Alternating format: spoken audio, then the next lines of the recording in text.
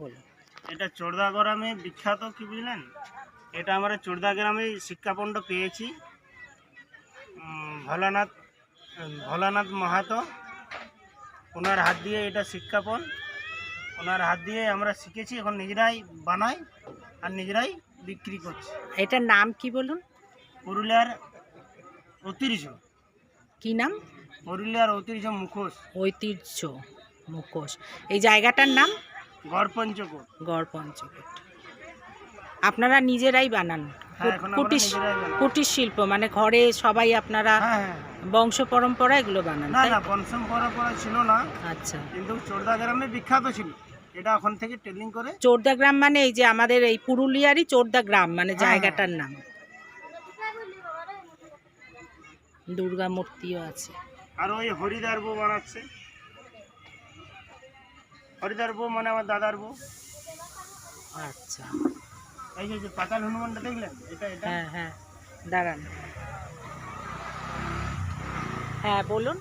এই পাতাল হনুমানটা এই যে এই সজাটা আছে, কি বুঝলেন, ওখানে গেলে আশা পূর্ণ হবে, কি বুঝলেন, মনস্কামনা পূরণ হবে। কোন জায়গাটায়? এই যে এই সামনেটাতে, ও, এটা হচ্ছে পাতাল হনুমান। আচ্ছা এটা 2023 উঠেছে। আচ্ছা। মানে মাটি, কিছুটা কাপড়, কিছুটা 90% কাগজ। পেপার আছে, 5% কাপড় আছে, 5% মাটি আছে। আচ্ছা। পুরুলিয়ার ঐতিহ্য হচ্ছে ছৌ।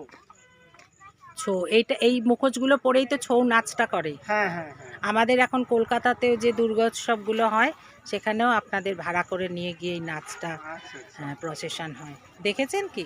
হ্যাঁ হ্যাঁ, আমরা কলকাতায়? নেচেছি, দেখেছি। হ্যাঁ, হ্যাঁ। ঠিক আছে, আপনাকে আর অনেক। এটা হচ্ছে শ্যাম রঘুবীর। আচ্ছা।